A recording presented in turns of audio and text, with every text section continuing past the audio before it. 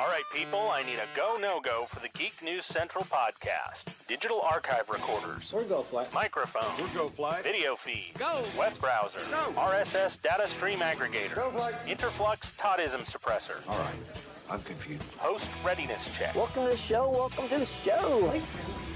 The Geek News Central podcast is a proud member of the Tech Podcast Network. If it's tech, it's here.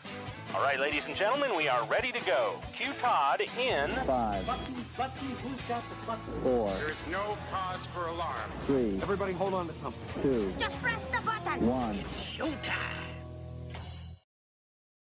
Welcome to episode 1121 of the Geek News Central podcast. It's Thursday, June 9th. This show is sponsored in part by GoDaddy.com and listeners just like you. Great deals from GoDaddy can be found at geeknewscentral.com/GoDaddy or just paypal.me/ support the show today at geeknewscentral.com/insider or just paypal.me/geeknews. You can always pick up Ohana gear at cafepress.com/Ohana store. Hey everyone, welcome to the show. I'm absolutely thrilled to be back in the studio. A little bit different schedule than what I had anticipated when I left you last. It was just before the Memorial Day big weekend, really, and there was just no tech news. So that Monday night, I had opted not to do a show, and I had kind of planned on doing one, but I kind of forgot the week before, really, that the holiday fell on Monday. Anyway, I got screwed up and was out for 3 shows. Left. Well, we'll talk about what I did over the past 10 days or so here in just a few minutes. But I want to give a warm welcome to the Ohana and all of you have been longtime listeners and viewers of the show. Tonight we're doing something brand new for the very first time. We've been doing it with some other systems before, but for the very first time tonight, we're streaming to YouTube and to Facebook at the same exact time through the TriCaster. Up to this point, I have always used a separate machine to stream to, for what we've been streaming to Facebook. So it'll be curious to see how it turns out. Those of you that are watching, you can come over to live.geeknewscentral.com. There's a chat room there if you want to chat. I am not watching the Facebook comments, so just be aware of that. But yeah, this is kind of big. The folks at New Tech came out with a update to the TriCaster, and I was able to get that update installed yesterday.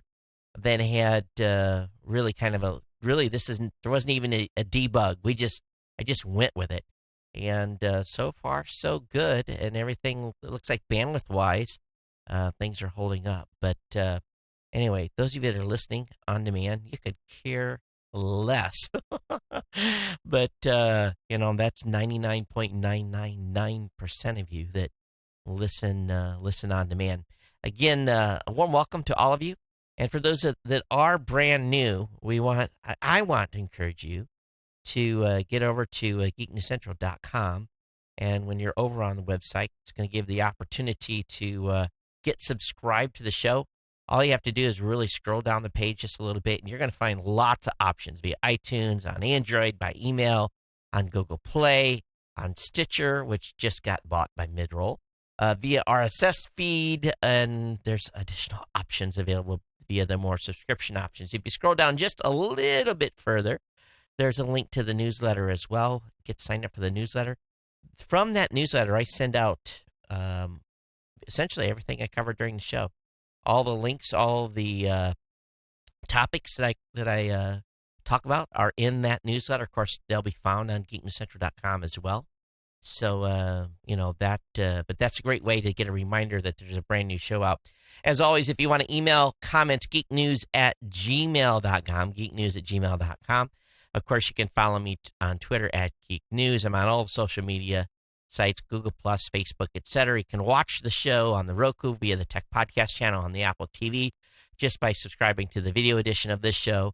You can listen on the Amazon Echo by telling Alexa to play the latest edition of this show's name. You can listen on Stitcher, or you can watch or listen on Blueberry.com. Of course, we want to thank all of our great partner shows, and I tell you, the team is knocking it out of the ballpark, really. And Rob Greenlee and I did a show this past weekend with the new media show. That was just posted. Matter of fact, the cache hasn't even updated yet. We got the Pro Gear site. We've got the Gadget Professor with Mr. Don Bain, and we got the No Better Than Average team. So lots of content to be consumed.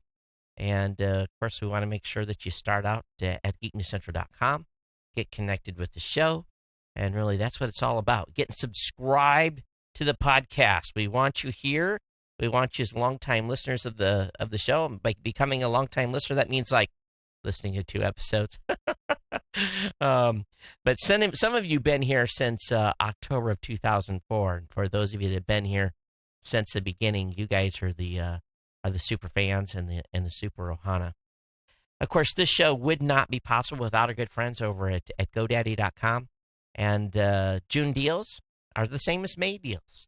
And we definitely want you to consider picking up a GoDaddy product. And really, it's easy to do so. Just go to geeknewscentral.com/GoDaddy. And on that page are all the specials, the 30% off new product purchases, the 99cent.coms. We've got the website builder product for business owners. We got $1 a month economy hosting for the first 12 months, $1 a month managed WordPress hosting again first year. And all these hosting deals come with a free domain. You'll want to look at all the details over at GoDaddy, and definitely look at the pricing that it reverts to after 12 months, which is very reasonable. And they got everything you need to get online, get started, start a business, start a podcast, start whatever you wish to in the online world. It could be anything from selling your arts and crafts. It could be a site, a family legacy site for a past loved one. You name it. There's lots of ways to get online and do cool things. And again, geeknewscentral.com/GoDaddy. Our good friends at GoDaddy. Again, you think about it. We are on the verge next month. They will have been with us since July of 2005. So officially here in just a few short days, 11 years, which is it's quite amazing in itself. But anyway, thanks to GoDaddy for being sponsor. Use those codes, share them with your friends, family members, people that you know. Share them wide, share them often. Don't put them on the bathroom wall, but you can put them on a bulletin board. You name it. Tweet the link to the site. Help us definitely bring new customers to GoDaddy, and share my message with them as well. Okay, so I've got just to kind of catch you guys up real quick. And for those of you new to the show, we spend every show about 10 minutes just kind of chit-chatting. Won't take probably as much time today, maybe just a little bit more than 10 minutes. But on Memorial Day, if we think back, seems like that was forever ago, there wasn't a lot of tech news. So I decided to not do the show, hung out with the family, did some barbecuing. Then Chris and I believe it was on Wednesday night, we flew, my 12-year-old, him and I flew out of Honolulu. We landed in Chicago about 5 o'clock in the morning, got the rental car, then drove into Michigan. And then I was basically went to my niece's graduation, and went to her graduation party, saw some friends. But more importantly, probably the most important thing is my son and I were we did a little shooting, did a little gun safety with him, and we shot 22, and we shot a shotgun, and used some targets. Went out in the woods. He wanted to take the 22 with us, so we did. Nothing was, no shots fired, as expected. Mosquitoes were pretty thick. I think he was surprised about that. But we'd sprayed down with mosquito repellent, and of course, watch for ticks and everything else. And had a good time. Spent a couple hours in the woods and walking around, and really kind of just enjoying where I grew up. And Took him to see his grandfather's grave, spent time with his cousins, and of course, he's still there. I flew out Tuesday morning, drove back into Chicago very early, left the house at 4 o'clock in the morning, drove into Chicago, got a little bit of traffic, but amazingly, him and I had flown out and back on points. And lo and behold, Monday afternoon, my phone chimed and it says, "Hey, you've been upgraded." I did not know that United upgraded people that were on points. I was shocked. So I had a first-class seat all the way back on the 10.5 hour flight. Did a lot of work, was on Wi-Fi. Didn't even sleep the entire flight. The flight out of Chicago, the food sucked. I don't know what it was. We had a breakfast menu, then a lunch thing. It was horrible. Probably one of the worst meals I've had on United in years. Can't complain. Had a great seat. But got back in here, of course, Tuesday afternoon. And really, it's been catch up since then with lots going on. And preparation for Podcast Movement coming up in Chicago on the 6th, 7th, and 8th of July. But, the trip to Michigan, dad time with my son. And then those of you that were watching my Facebook page probably saw the live drone video that I did, which is cool. But it's very quiet here in the Cochran household. It's just my wife, I, and my oldest son. And it's kind of interesting. It's almost giving us a taste of what it will be like to have an empty nest someday. Don't know if that's good or bad. But anyway, that's here nor there. So I'm going to move on here and talk a little tech. Hey, I am looking for a little advice for those of you out there that are gamers, but I'm not buying a video card for gaming. I need an NVIDIA video card that has onboard basically GPU processing. NVIDIA does it about the best, and I'm really having a hard time deciding. They have really, from one price to the other. And so I'm not afraid to spend a little money, but I'm really looking to, on the machine that I have here, this Windows machine, need a little bit more hefty video card for some stuff I'm doing. And if you have a suggestion, if you bought an NVIDIA video card in recent days or months, hopefully in the recent few weeks, or if you have a suggestion, be honest with you, I'm geeky, but I've really never had to buy a beefed up video card. So just looking for some advice. And I know that the more you spend, the more power you get, but also the more power it uses, et cetera, et cetera. So if you have a suggestion, something kind of middle of the road or on the maybe upper 3/4 end, let me know. Don't want to break the bank, but hope that you'll give me some ideas here, some feedback. You've seen some articles on the Dell XPS 12. You've seen some on the monitor. I've got one left to do on the dock. Hopefully, we get that out in the next day or so. But absolutely loving this Dell setup that I've been using here in basically from a business perspective. But anyway, just update on that. All right, let's go ahead and get out of this stuff. Let's get into the tech. Thanks for being here, everyone. Thanks for being tuned in. Thanks for being subscribed, and thank you for letting me have just a little bit break. After doing the show, soon to be 12 years doing the show, in order to keep my sanity and being able to keep long-term production of the show, just once in a while, it's nice to step away just a little bit, and I appreciate you guys putting up with me when I do. And if I'd have known that I wasn't going to do the Monday show, probably would have asked for a step in on the midweek show. But anyway, I'm back here, and we'll rock and roll through the month of June, the rest of the month.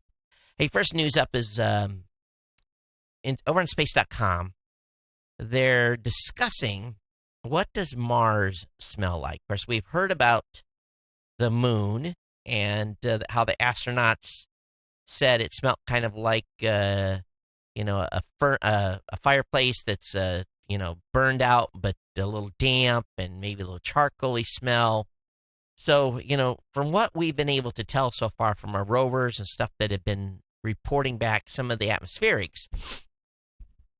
They feel that Mars probably smells of sulfur, yuck, acids. I don't know how you smell an acid, but I guess that would be something smelling corrosive. Magnesium, iron, even chlorine compounds. So I'm sure that would be just an absolute lovely aroma to smell. Obviously not survivable atmosphere with its wrapped in this carbon dioxide rich atmosphere. But anyway, there's companies out now that it's called Headspace Tech. And I thought this was kind of interesting because this recent innovation in how this relates is it talks about the perfume business of all things. This business collects molecules, and then samples brought back to the lab are analyzed by spectral analysis, and then the results are synthesized to create a scent that mimics the smell of those molecules. And they feel if they were able to get a air sample or take a spectrum analyzer to Mars, that they would be able to recreate Le Parfum de Mars. And I'm sure putting a little dab of something on that smells like sulfur and magnesium and chlorine, I'm sure that would be very attractive. It would probably more than likely get you quarantined by a hazmat team. But anyway, they feel that they would be able to mimic the smell of Mars. But more importantly, they think that over time, because they'll be able to have a better spectroanalysis of possibly even different planets and so forth, they'll be able to get the smell of something before we ever go there. And maybe if we're going to go to Mars, they can take the smell of Earth with them and sprinkle that around the room when they have their when we basically go and colonize Mars someday in the distant future. So I just thought it was pretty comical and something to share with you folks. I'll, of course, link up in the show notes. Hey, NASA's Hubble has revealed prevalence of exoplanets that have a lot of cloud and a lot of haze. And they did a sampling, a number of exoplanets, and put them side by side from a spectrum standpoint. And they essentially feel that a lot of the exoplanets that are being observed are not like Earth, that are often clear skies and beautiful and that big blue marble, but are just basically cloud and haze covered planets. And it's basically because of the atmosphere or maybe the temperature of the planets themselves. But they all have some relatively similar characteristics. So scientists have been doing some pretty cool stuff looking at some of those exoplanets. And maybe someday they'll be able to find another blue ball out there, and we'll know that maybe that's a place we have to go visit first. An article on Lifehacker, and I really didn't think about this too much. Maybe I did when I was a kid. And, all of us have had looked at a globe. You've been in school and they had a globe, or there was a globe in a store. And, not very many. Some houses have globes, but when you have a globe and you overlay the continents on it and positioning, stuff can be stretched and a little bit out of line. And, you kind of lose a perspective of maybe how big a country is or a continent or so forth. So they've made a tool that's called the True Size Of. And for example, you can type in on the website Alaska. And then you can take, it'll basically highlight on this map the size of Alaska. And you can draw this down per se and drop it right on Australia. And you can see that Australia is about 2.5 Alaskas.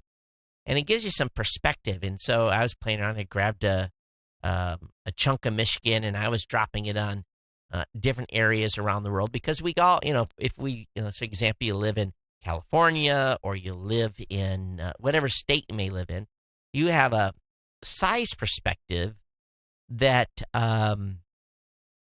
maybe you've drove across the state, so you've got an idea, the distances involved and the scope, width and height and so forth.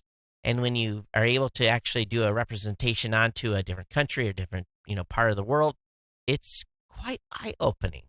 It really is. It gives you a perspective of how big yet how small this blue marble we live on. So anyway, it's called the True Size, and I'll have that linked up for you so you can take a peek at this. But pretty cool by the company that put it together. All right. Getting a little bit on a little different tactic here. 41 Secret Service employees have been punished for illegally accessing, and they don't say which congressman. Representative Jason Chaffetz. 41 Secret Service employees have been punished for illegally accessing the congressman's private data in hopes of discrediting him. It appears that in all, they said that 57 Secret Service personnel were reviewed, including 11 at basically their senior executive service level, SES level. That's basically big money government employees. And of those, 41 received some sort of discipline. The discipline includes a letter of reprimand to one individual, suspended discipline contingent on no further conduct for a period of at least 5 years, and suspension of duty without pay for 45 days. There was one individual found by the Inspector General to have disclosed the private information to an outside source. That individual is no longer working and has resigned from the Secret Service. So all total, 41 folks got some level of discipline. So I think one thing that we all can agree on here is that when individuals have access to our inner lives, probably our government dossiers, the information about where we live, who we're married to, our financial information, all that stuff that probably Uncle Sam has access to. And it's nice to see that the Secret Service punished these 41 individuals that went snooping around this representative's personal file. So nice that they did it, and I think we all can appreciate that at least someone was held to account for doing something they weren't supposed to. Nearby is something new. Nearby is a new way for Google to show you relevant information based on your surroundings. So Google has announced a way to discover things around you. Don't confuse this feature with that the company unveiled last year that let you share things easily with those around you. This is different. Whether you're at a museum or an airport, Nearby will push things that could be useful. Google lists some examples of how it will work. So if you're close to a CVS pharmacy, it may say, hey, you can print photos directly from your phone to this. Or if you're close to the University of Notre Dame, it'll basically say, hey, there's a historical landmark close to you. If you're near the Broad in LA, you download the audio tour while you're there.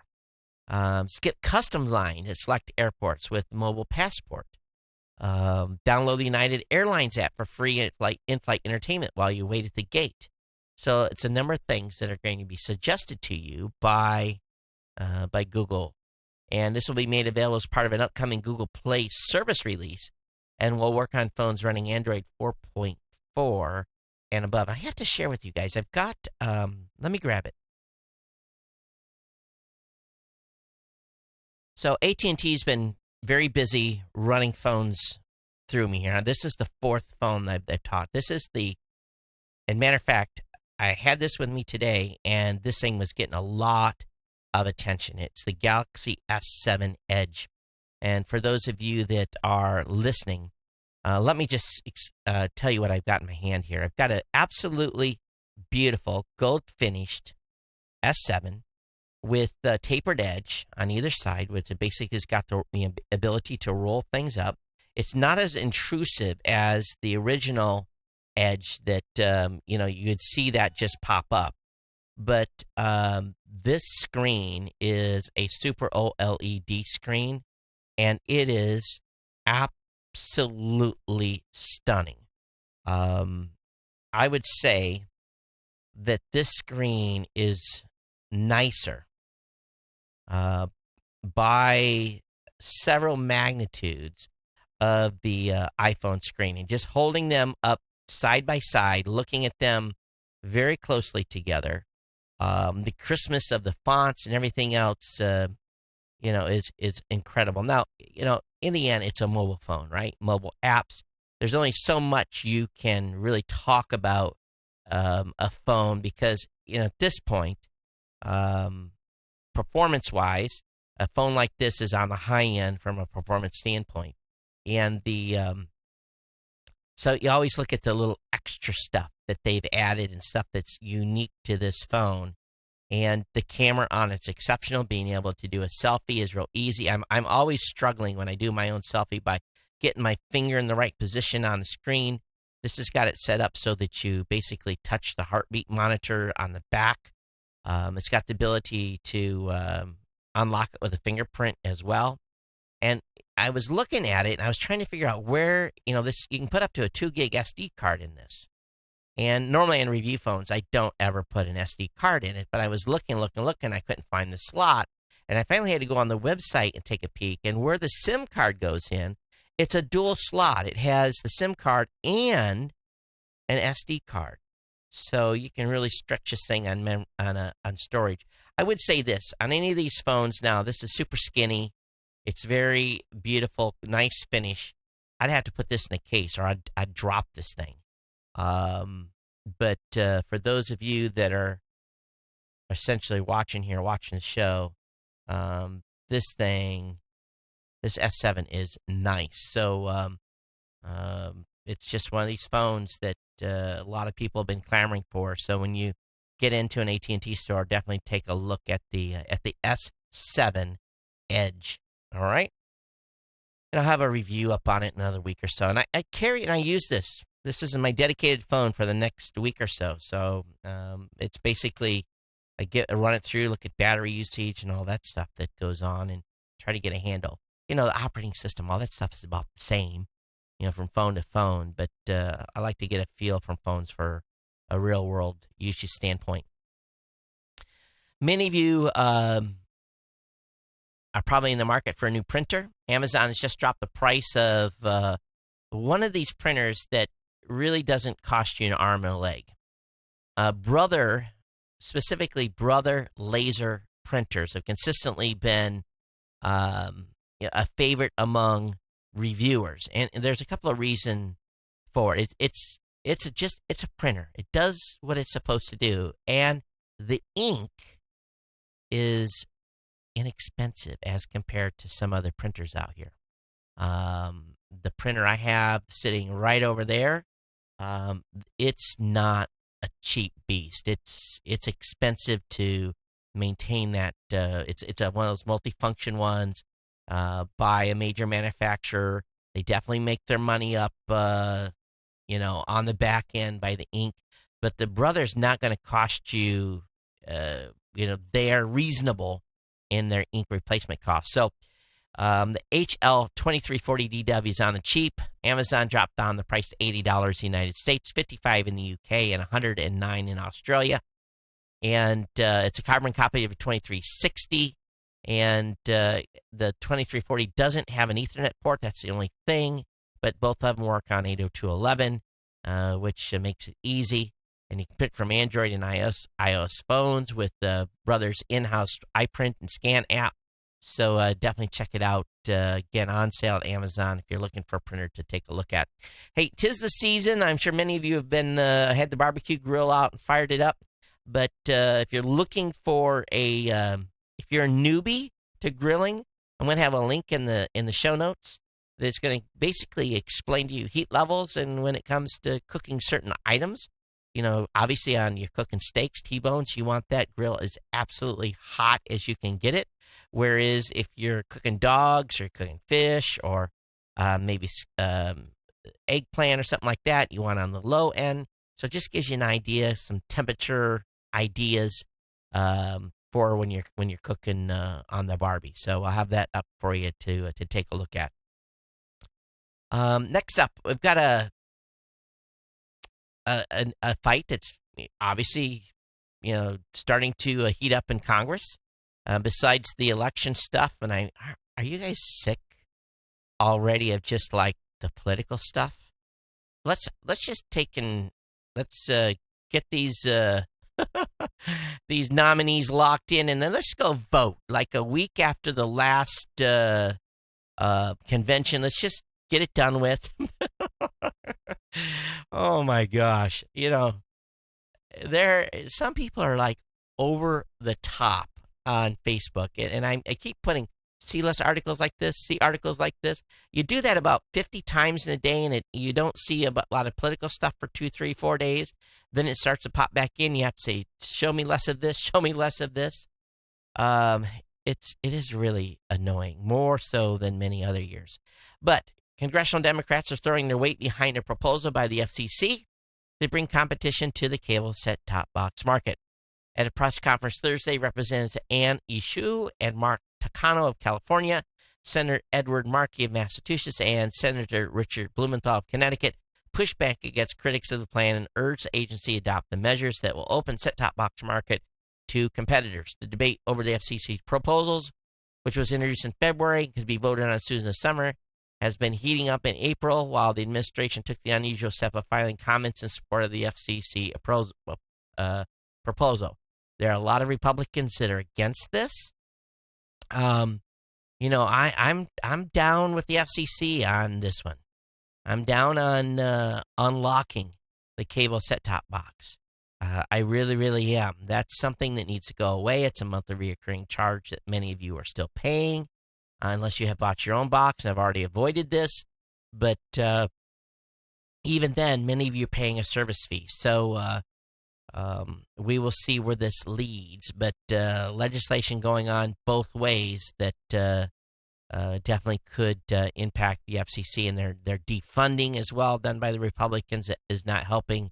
So I just it's aggravating. Let the FCC. Well, it's what our congressmen are paid to do, is to fight one way or the other on topics, and sometimes you agree with them, sometimes you don't. That's for sure. Hey, new concept images of MacBook Pro with OLED touch panel. OLED. It's so incredible, those screens. But what would you think of a Mac with no... Oh, what's going on here? Okay, thank you, Panasonic, for advertising on my podcast. Okay, now we can go back to it. And what's funny is there's a Dell advertisement on the right-hand column, and then they had a Panasonic advertisement pop over it, and then there's a Mac in the article. Don't tell me they're not trying to win our attention. But it's a concept. These concept images would eliminate the keyboard, and it would just be a screen that you would be a touch capacitive screen that you would type on versus a keyboard. I kind of like the feel. I really do. I like the feel of a keyboard. I like it when I click on it, and it you get that feel, right? And so anyway, it's a cool concept. There's some cool images. I'll have the link up in the show notes that you can check out. But I'm not sure we're ready. Many of you are pretty slick on tablets, right? But it's not the same. When you really want, I'll be honest with you, I cannot, when I really want to pound something out, when I need to have a document written, I got to have a keyboard. But typing on a surface, I just, a flat surface with no feedback, I don't know how I would do. I think it would be heavily prone to make more mistakes than I normally do. But what do you guys think? You guys ready? Are you guys ready to type on a flat surface? It would be a screen, just like a screen. Over on fieldguide.gizmodo.com, there's some Windows 10 secrets that they show you how to unlock some features that will basically giving you a dark theme or be able to speed up startup times, increasing the taskbar transparency, and a whole number of items. So I have that link up in the show notes for those of you on Windows 10. Also, there's a product I was introduced to today that I wasn't familiar with. It's called the NVIDIA Shield. And NVIDIA as near as I could tell, this has been out a little while, but they've introduced a Plex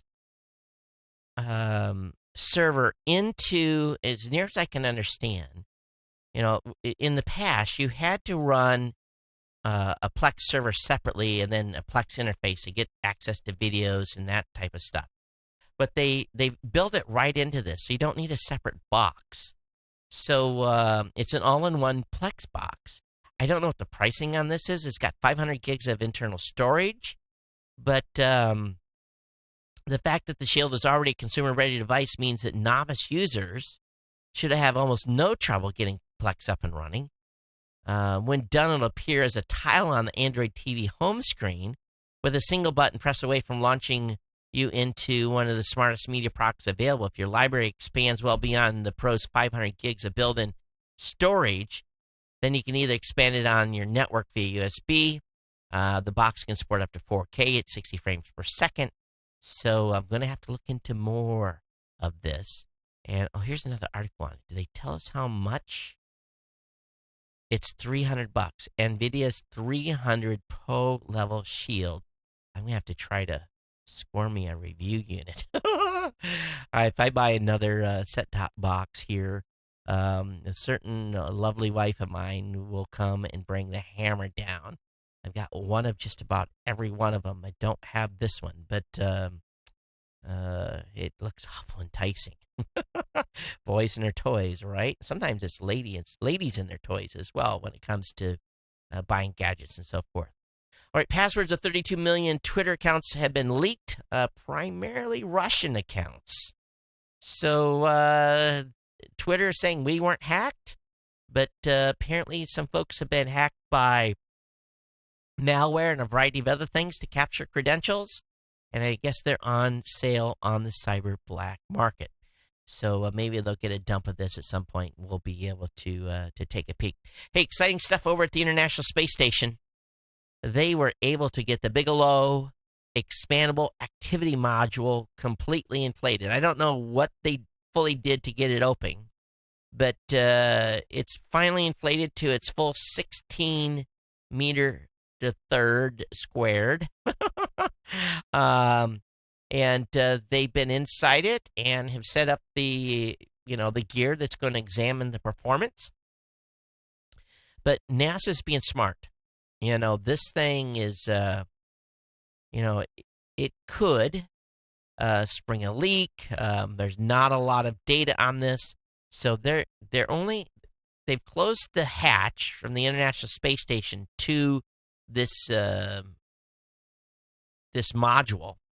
And Beam is going to spend, and it's what it's called, BEAM, Bigelow Expandable Activity Module. Will spend 2 years attached to the outpost, and then NASA is only going to go back into the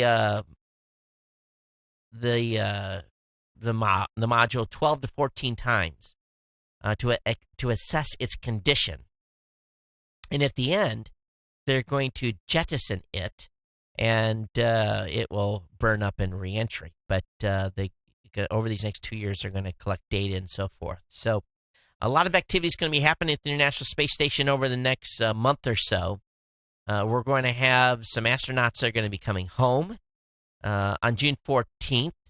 There's going to be the Cygnus 6 space delivery truck is going to be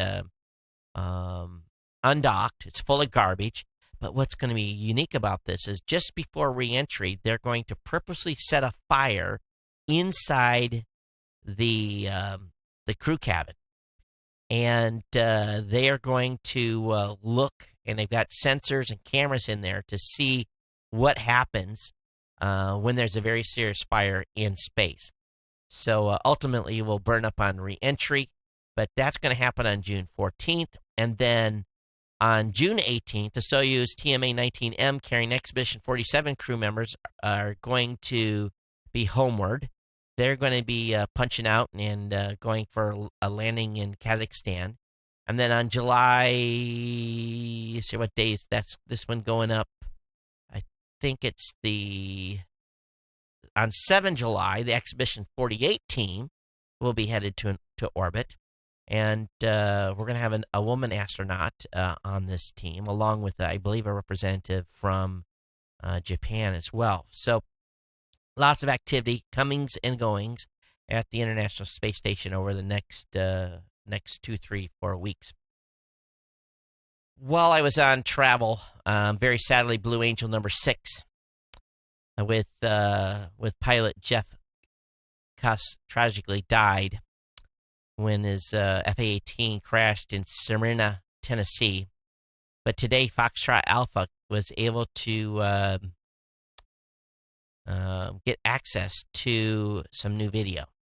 And it's just very, very sad. It still yet is not explained exactly what happened, but you can see number 6 do a near vertical power climb over the top a little bit, and then the aircraft very, very rapidly descended and crashed. I don't think there's obviously a cause known yet on what happened with the if it was if the pilot blacked out. Blues guys, they spend a lot of time in the gym. These guys are used to pulling heavy G's multiple times a week. The maneuver wasn't necessarily one of those that was in particular a high G maneuver, but something tragic happened, and very sad. And we lost Thunderbird number 6 the same day. Really, really sad. But this is what happens to these flight performance teams from time to time. It is a high risk, high speed business, and when you're pulling G's and doing maneuvers, putting anybody on stress, any number of things could happen. But they've got this. You can't.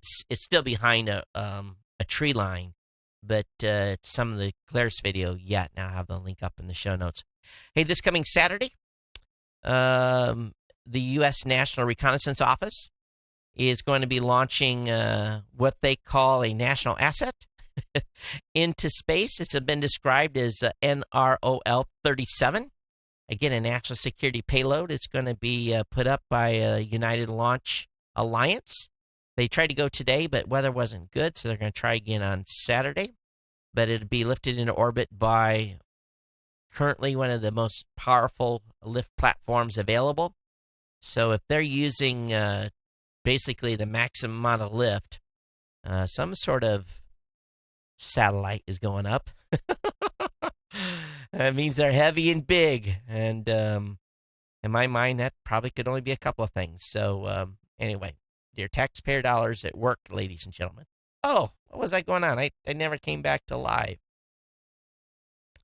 So on the International Space Station, I forgot, Jeff Williams is up there. They were doing a push to a higher orbit today, and he put up a video of basically them during their burn, and did a little science experiment and showing normally these guys are not affected by acceleration, but this time they showed what happens when you're in space and you're basically getting boosted to a higher orbit. So it's a pretty cool video. So I'll have that link up in the show notes. Hey, if you live in where is this? Sugar Grove, Virginia, and you got more than $1 million laying around. It's called Sugar Grove Station in West Virginia. It's being sold on behalf of the U.S. Navy at realestatesales.gov.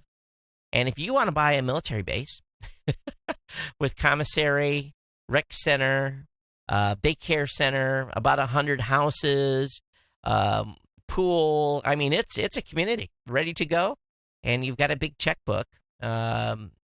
You can buy this 100-plus acre prior Navy base. You don't get the satellite listening area, but you can buy the track and the pool, and basically buy a whole community. So if you got a big fat checkbook, it's going to go into auction shortly. Okay.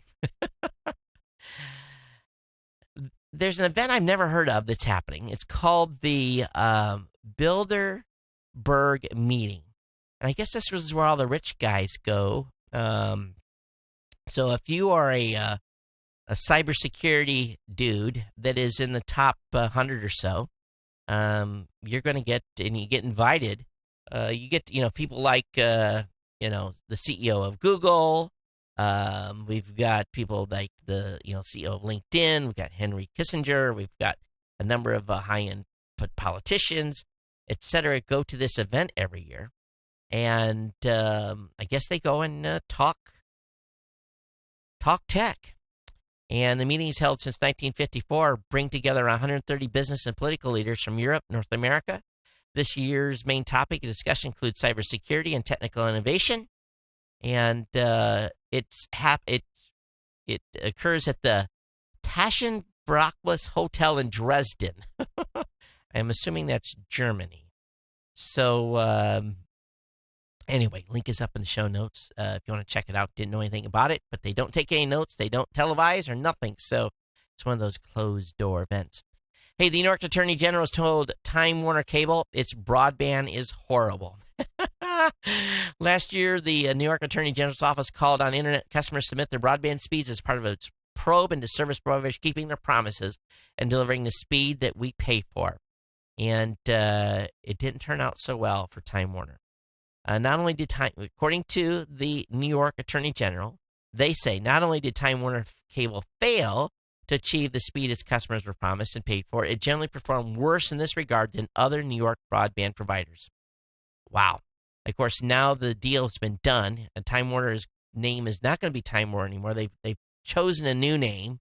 It's not Charter either. It's something else. I saw something about it. I don't remember the name, but those of you on Time Warner, including me, will be getting a new cable company brand soon. It's just the same turd wrapped up in a new, some new wrapping paper. Google Fiber considers gigabit Wi-Fi to cover the last mile. And what I found, those of you that are techie, they're going to be using millimeter wave. And if you just rolled your eyes because you have no idea what this is, millimeter wave is very, very high frequencies. Probably starting around, let's just say probably above 20 gigahertz.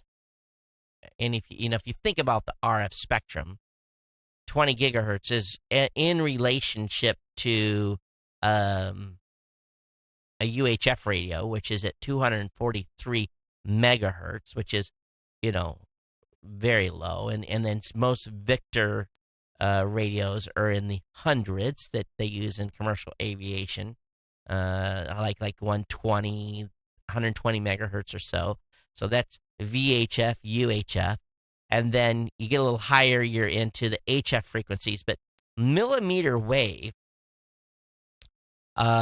technology is very much a point-to-point type of frequency level. So, say, for example, you've got a millimeter transmitter that is mounted on one side of the street and a millimeter wave receiver mounted directly across the street, and a big semi goes through there.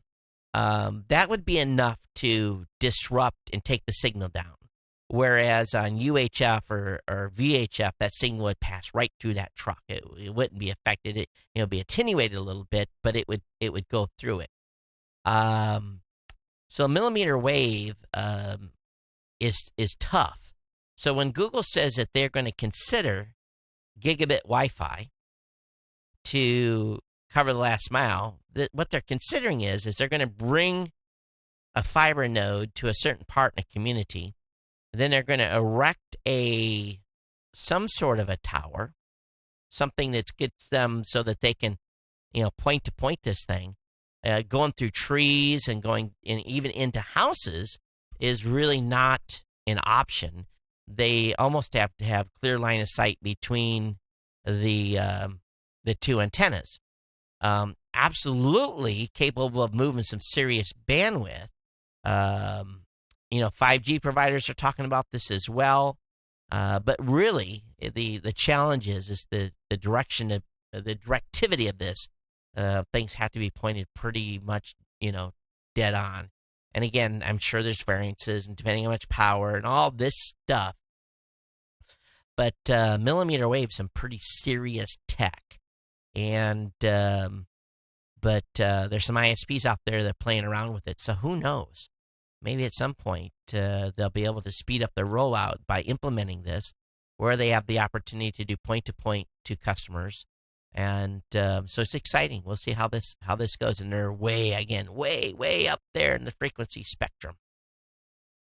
So this IT guy that used to work for Agilent, and for those of you that don't know what Agilent does, Agilent was a Hewlett-Packard, who made test equipment. So we're talking about spectrum analyzers, RF signal generators. HP, Hewlett-Packard, that particular division, world famous. While I was in the military, I worked with many HP pieces of test equipment. Then HP spun off the brand into what was called Agilent. So Agilent today continues the legacy of HP by providing, again, high-end, and some of this test gear is like a single box is $100,000, not inexpensive test equipment. Well, this guy was working at Agilent, and he has pled guilty intentionally damaging the company's systems after he was laid off. So Kenneth Kizar, 47, worked for Varian from 1997 to 2010 when it was bought by Agilent. 2 years later, he was laid off as part of a general staff reduction. He did not take the news well, and for the next 4 months, he used the sysman access to impair the availability and integrity of data, program systems, or information. So basically, he was in there screwing everything up. He was indicted in 2014 when charged with 1 count of intentional transmission causing damage to a protected computer and 1 count of intentional access to computer recklessly causing damage. He faces 10 years and $250,000 fine for being pissed because he was being laid off. You got one rogue sysadmin, they can do a lot of damage. All right, those of you that are Ubisoft, or those of you gamers out there, Ubisoft will permanently ban first-time cheaters on their new game called The Division. Now, ahead of the launch of Overwatch, Blizzard had announced that they would be taking a very hard stance against cheaters, and they banned more than 1,000 accounts initially over at Blizzard. So Ubisoft is coming up and saying, we're going to do the same thing. You cheat, you're permanently banned, you're gone, you're out. So play the game fairly out there, okay, folks? Okay, Winnie is a new app, W-I-N-N-I-E. It helps parents find family-friendly places to basically share their experiences. So if you're looking for places to eat, the kids to play, if you're looking for formula, a place to hang out and chill out, this is a new app that's out there that's getting some pretty good reviews across the board. The U.S. government today announced they're taking a key step in relinquishing control of the Internet Addressing System. That's the ICANN. The Commerce Department's National Telecommunications and Information Administration said Thursday that it endorses a March proposal to turn full control over to international organization, ICANN. All that remains is completing some contracts and some operating testing that's expected to be done in the coming months. So there is movement in Congress. There are a number of Republicans who oppose the end of U.S. oversight and are basically saying, hey, we're going to not allow you to let .gov and .mil go out to the lowest bidder. So they are trying to halt this. I don't know if they're going to be able to get it done, but definitely ICANN is very, very soon to be out of the U.S. government's control. Now, for many, many years, when I was in the Navy, I wore, and we call it a bag, a flight suit. And it really, what it was green Nomex flight suit, fire resistant, obviously. And the beauty of this thing was very comfortable to wear for both men and ladies, and lots of pockets. And it just had a cool factor. I mean, I wore a multitude of colors. I wore a green one for many years. I wore blue when I flew VIPs. But I never flew in an orange flight suit because orange, and no, not the television show where women were in prison, but the orange flight suits have always been the purveyor of NASA. And ultimate cool for anyone that collects flight suits would be to score themselves an orange NASA flight suit. Well, the green ones and the blue ones, you've been able to buy those through military surplus for years.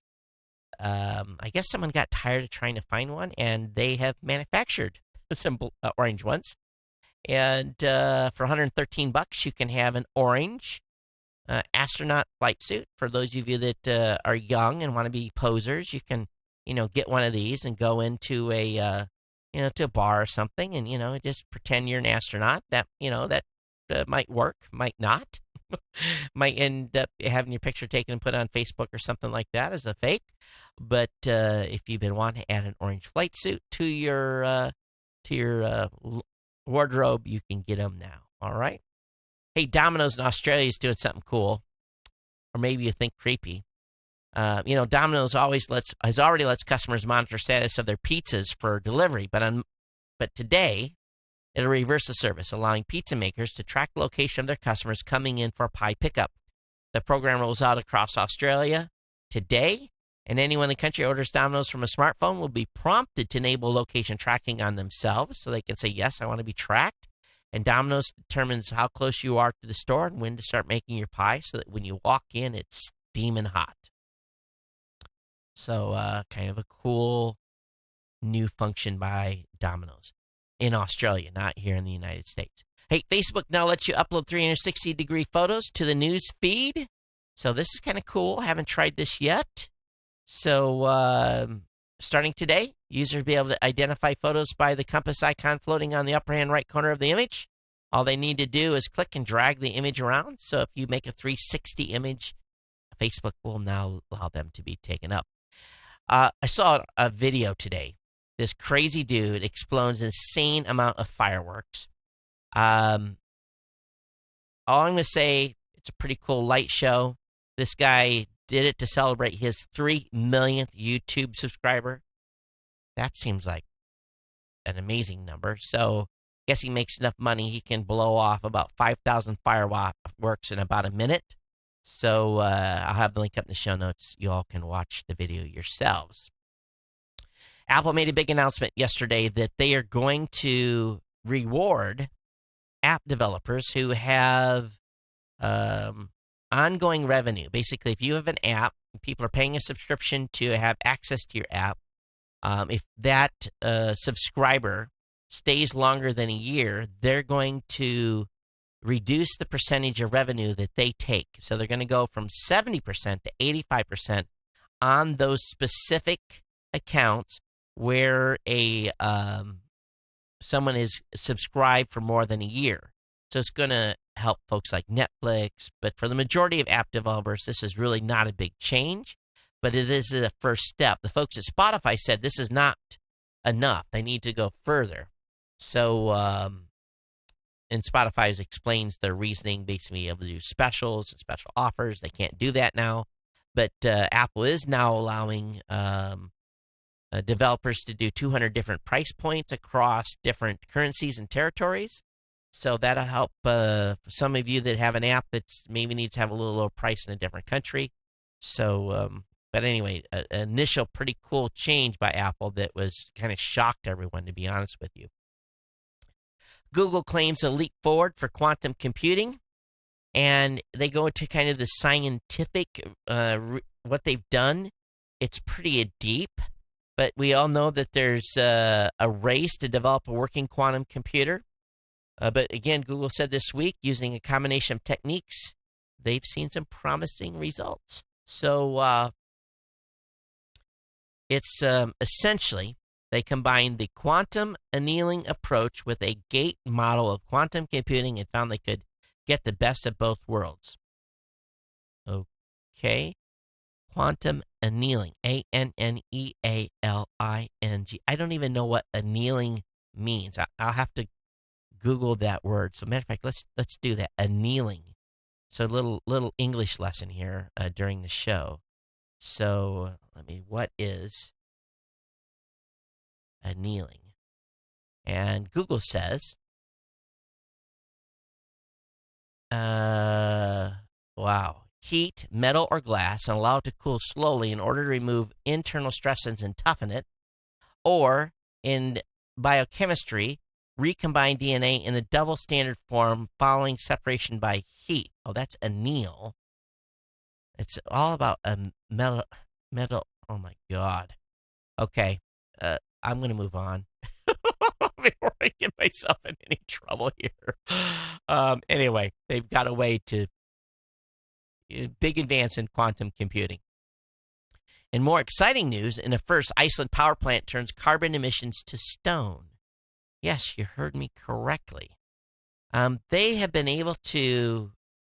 People thought that if they would inject CO2 into the earth, that it would take many hundreds of years for that CO2 to solidify. But what they've done at a power plant in Iceland is combine carbon dioxide with water that they had brought out from this volcanic. Basically, they're taking water heated by volcanoes to drive, steam power plants. And it's this geothermal facility is one of the largest in the world. They already have a low carbon footprint per se. But they found that they could pump down large amounts of CO2 by combining water and another of the byproducts of the process, and did a carbon capture. And what they found was the CO2 within 2 to 4 years solidified. And the reason that it did is it had specifically because of the type of rock. The local area contains basalt. It's a form of a rock that contains plenty of calcium, iron, and magnesium. And experiments showed that large amounts of water would also have to be added to make the reaction work, be able to bind to the basalt, but it worked. And they're pumping, that plant only puts out 20,000 tons of CO2 a year. They're going to increase from 5 to 10. So they may become that plant may be completely, won't be dumping carbon into the atmosphere. Now, obviously, coal-generated plants and that type of stuff produce a lot more CO2, but interesting move, interesting way to store CO2. Let's see here, what else? Moto Z was announced, and they've come up with a pretty crazy way to customize your phone. They've got like snap-on attachments, battery chargers. You can actually change your battery out. A variety of different things that they're hoping third-party companies will do. But the Moto Z has been designed from the ground up to be able to snap in and snap out accessories into your iPhone. They've also introduced the USB-C and Lightning headphones. So basically, this has a single container on it, just a US connector on it, a USB-C. And I have another phone I'm testing here right now that is just like this, has a USB-C connector, although the headphone jack is still on this one. But Moto X really stuck their neck out and went for the gusto here. But you can charge, you can add, this is pretty dynamic. The Lightning connector is pretty dynamic. Oh, yeah, so there were some more pictures of that beam room on Ars Tech, so I'll have that link up in the show notes for you. Hey, the Tesla is being investigated here. Folks at the feds are not happy with what's going on with the Model S and supposedly a suspension issue. The NHTSA is currently in the review process of its investigation.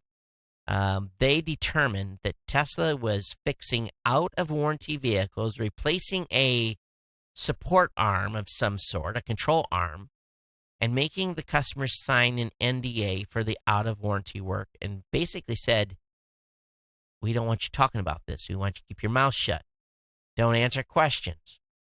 And the language of the NDA specifically says you agree to keep confidentially our provision of the goodwill, the terms of this agreement, and the incidents or claims leading or related to a provision of the goodwill.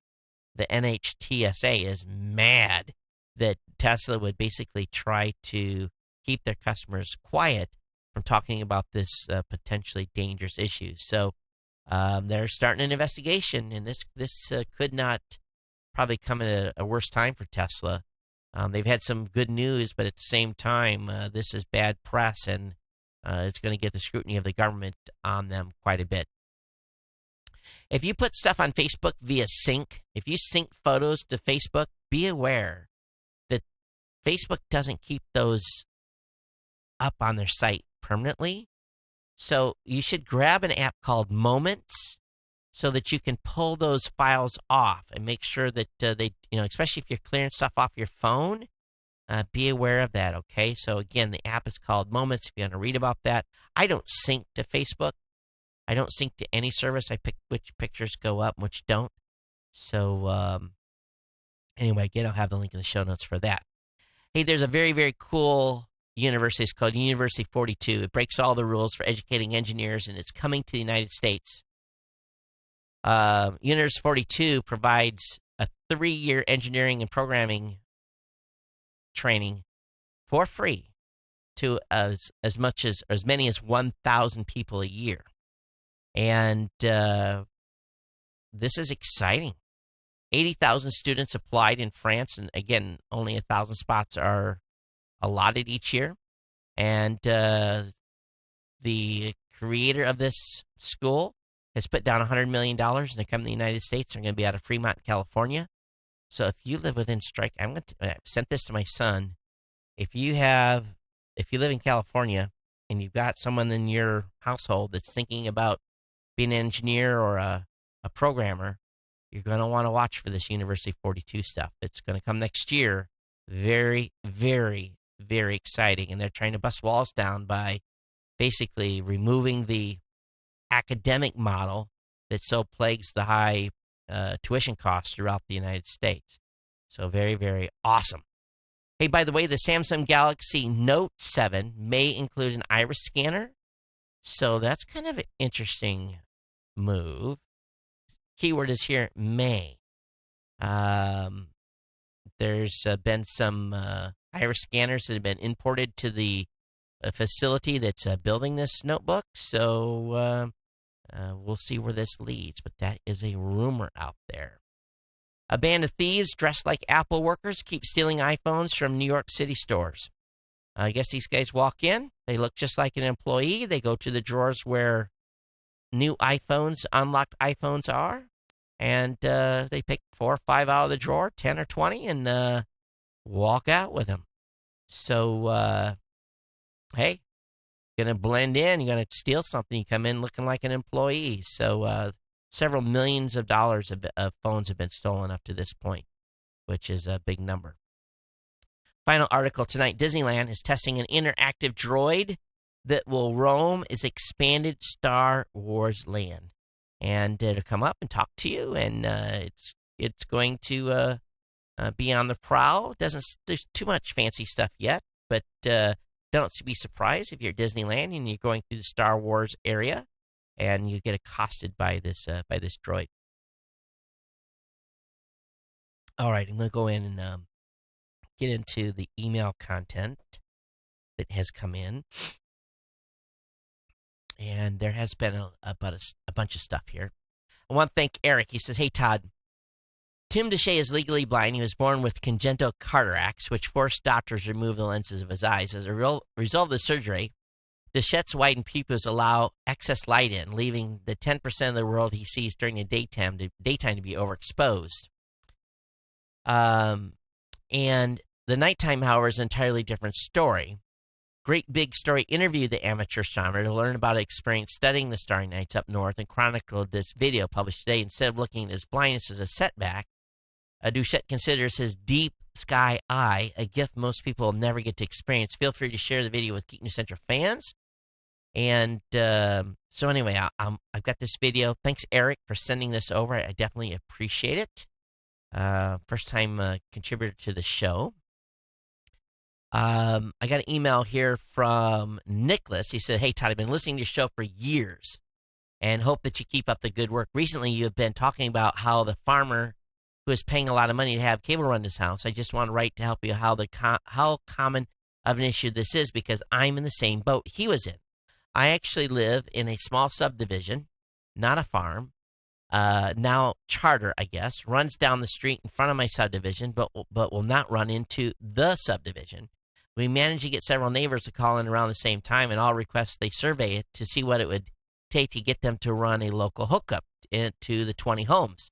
They finally did the survey and said it would cost $39,000 to run a line for a quarter of a mile and hook everyone up. And unfortunately, they're the closest decent provider. AT&T is the only other provider that runs near the neighborhood, but with a max speed of 3 megs up and down. And if you call them and say you're a new customer, they say, sorry, we're not taking new customers this time. I think it's crazy in a world where internet is so important that these companies are trying to rip off customers. Time Warner Cable would gain 20 customers for running a line a quarter of a mile, and they're still trying to charge an astronomical amount to run the cable for a quarter mile. For me, it's an important issue because I work from home. I need a reliable internet connection to work. I currently work off 2 mobile hotspots, so I can keep working. It's the only way for me to get internet in my house. Nicholas, here's my suggestion. $39K sounds like a lot. I would go talk to those 20 neighbors, and I'd get everyone to, walk up and say, okay, here's the deal. We're going to go to all 20 houses. We're going to collect as much money as we can from each of you, and we'll see what it totals up, and then see where you're at. So 20 seems like a lot, but $2K each up front to pay that. It may not be worth it to everyone, but let's say you can get to 30 or 35K, or even 30, and then ask the internet service provider to prorate you for maybe 2 or 3 years to be able to pay the rest of it off. I'd go talk. I'd go talk to my neighbors. I'd beg, borrow, steal, have a car wash, whatever it took to start raising money. Hey, Dale, thank you for sending the birthday wish. I really appreciate it. And many of you on Facebook. This is the first year I think I got close to 400 birthday wishes on my birthday. So I just say thanks. I couldn't say thank you to all of you on Facebook that did it, but definitely appreciate it. Hit the big 5-2. You kind of quit counting after 18, right? I did get an email, and let's see, what date did this come in? I didn't read this on the. Let me look here. No, I can talk about this. I got this from Tom. He said, "Hey Todd, I wanted to first thank you for your passion and innovation you put into podcasting. I've been a listener of GNC since back when you put out your podcasting book. That had been around episode 69, and had wanted podcasts back then, but never got started. I couldn't do a solo podcast and felt like I was needing a co-host. For the last year, a friend of mine and we put on a weekly comic together, which will lead me to Comic-Con in a second. Have planned a nerdy podcast and have finally started recording. We're waiting to have a few episodes recorded before launch, so we hope to do so in the next week or two. We record just the audio, and when we record, we're at our own individual homes, but wanted to sound like we were in the same room. I figured out a way to get the audio feed out of my gaming headset amplifier and send that to signal my computer, record into propeller heads. I'm not familiar with that. I then can do final post-production by adding the intro music and so forth. But anyway, I want to get to comment about your son's comment about Comic-Con and the way the females are dressed. My friend, who is a female, have a joke about Comic-Con females and how they cosplay. We joke that they get up in the morning to get ready for Comic-Con and they start getting dressed. Then they stop before becoming fully dressed, put on a cape, and say, I'm cosplaying now. He says, I have an 11-year-old, and I can imagine him saying something like your son. I think this year will be a year to take my son to a Comic-Con too. And he's smiley face. The comic my friend and I put out weekly is called Yuki the Destroyer, and it's at yukithedestroyer.com. So Ohana, go check his site out. I'd love to let you know about the podcast when we feel it's ready. Sure, please. Thank you for what you've done over the years to support podcasting and discovered PowerPress, and can't thank you enough for that. Not sure if you're a Harry Potter fan in your Ohana, but I cosplay as Rubus Hagrid at Comic-Cons that we go to and hand out Hogwarts newsletters to promote. Yuki the Destroyer attaches a photo of me as Hagrid. So I asked him to send me a copy of his letter, which was cool. But they have launched their podcast as a follow-up a few days ago. It's called the Loot Box Podcast. It's over at lootboxers.com. So anyway, cool beans. I love it. I'm glad, Tom. Congratulations. And we'll make it to show 25, okay? So Randy sent me an email, said, hey, Todd, I'm sure you're aware, but just in case, super cool story how they are bypassing the consortium. This was about Facebook and Microsoft laying the fiber cable in. And I think that's it. That's it for today. We're already a little bit long today. Hey, I've had a great time doing the show. Glad to be back in the studio. Going to be here through the end of the month. But just as a heads up, there will be a show all the way through June 30th. Then I do leave over the 4th of July weekend. I am going to be back in Michigan. 6th, 7th, and 8th, I'll be at Podcast Movement 2016. So there'll be no show on the week of the 4th. Maybe I can find someone to step in and do that. But definitely no show on the 4th of July. We all got to go watch the Boom Boom fireworks. But I thought maybe what I would do on the 4th, if we shoot fireworks at my sister's place, is I would fly the drone and do a Facebook Live. Had great success with it, doing it before, but do a night flight with the fireworks. That might be kind of cool, huh? All right, so that's going to wrap me up. Hey, if you got comments on today's show, geeknews@gmail.com, geeknews@gmail.com. Follow me at Geek News. It's been my pleasure to bring you the show today. I thank you so much for tuning in. Those of you on Facebook, I'm going to go look and see what you've had to say while we've been live. But the data stream looks like it held up.